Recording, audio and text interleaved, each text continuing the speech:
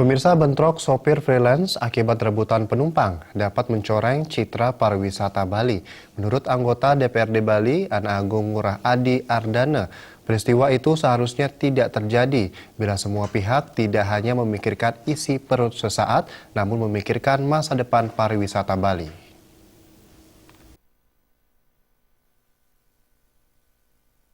Bisnis pariwisata sangat rentan terhadap berbagai isu yang terjadi.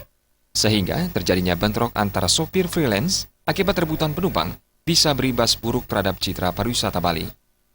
Apalagi jika berita ini sampai tersebar kepada wisatawan, bisa mengancam masa depan pariwisata Bali.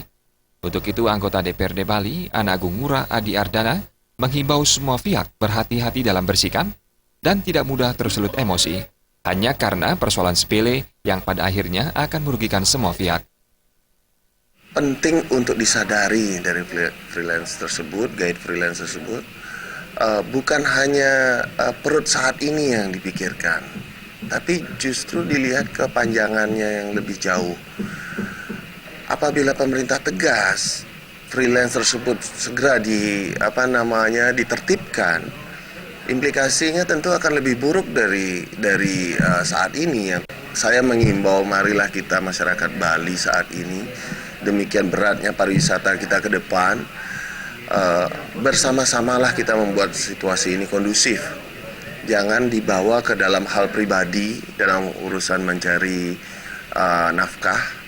Carilah nafkah yang baik bersama-sama dalam suatu kelompok.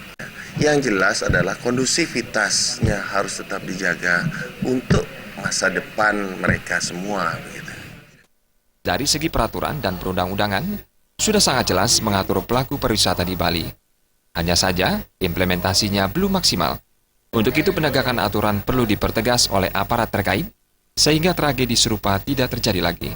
Apalagi, bentrokan ini melibatkan pihak yang ilegal dan melanggar hukum.